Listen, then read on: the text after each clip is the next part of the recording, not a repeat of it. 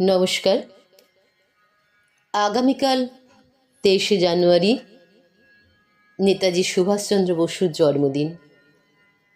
ওনার প্রতি শ্রদ্ধাঞ্জলি জানিয়ে আমার ছোট্ট নিবেদন, বিপ্লবের ঈশ্বর, কলমে সঙ্গীতা কর। আপনাকে শুধু নেতাজি ভাবতে আমার একটু আপত্তি আছে। আপত্তি আছে নেতাদের মতো দূরের নক্ষত্র ভাবতে, যারা মাটিতে নামেন না সহজে, যারা দূর থেকে বজায় রাখেন উচ্চতা, যাদের কাছে পৌঁছানো যায় না, যাদের দেখলে ভয় হয়। আপনি তো তাদের মতো নন। আপনার কথা ভাবলেই আমার নত জানু মস্তিষ্ক শ্রদ্ধায় ভালোবাসার বার্তা পাঠায়।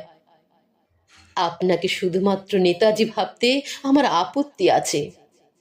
আমি জানি নেতা মঞ্চে দাঁড়িয়ে বক্তব্য রাখেন অহরহ, যার কথায় ঝরে পড়ে গাম্ভীর্য।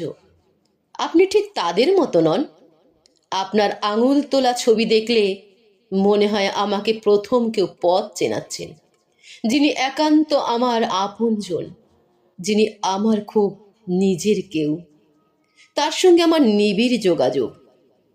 এমনকি আপনি তাদের মতো নন, যারা সিংহাসন পাওয়ার আশায় নেতার স্থান দখল করে, যারা লড়াই করে ইতিহাস গড়ার জন্য। আপনি একেবারেই তাদের মতো নন। আপনি ইতিহাসের পর্দা ভেদ করে চিরদিনের। আমি বুঝি, আমি নিশ্চিতভাবে বুঝি যে নেতা একদিন সিংহাসনে বসেন, অথচ আপনার বুকের মধ্যেই তো সিংহাসনের অধিষ্ঠান। আপনি পারেন আপাময় মানুষকে সেখানে বসাতে। একজন নয়, দুজন নয়, সমগ্র ভারতবাসী আপনার বুকে স্থান খোঁজে। আমি আপনাকে কোনো মতেই শুধুমাত্র নেতাজি ভাবব না। নেতা তো অন্ধকার সময় অতিক্রয় করার জন্য আলো খোঁজেন, অথচ আপনার দু চোখ ভরা আলো ধ্রুব তারার মতো জ্বলতে থাকে অবিরত। সেই আলোতে পথ খুঁজে নেয় অসংখ্য মানুষ। আপনি স্বয়ং ঠিকানাবিহীন পথের নিশানা। আপনাকে দেখে গন্তব্যে পৌঁছে যায় কতজন। তবে আপনাকে শুধুমাত্র নেতাজি বলবো কেন? নেতারা তো মানুষের কথা শোনেন, কিন্তু আপনি যে না শুনেই বুঝে যান সব।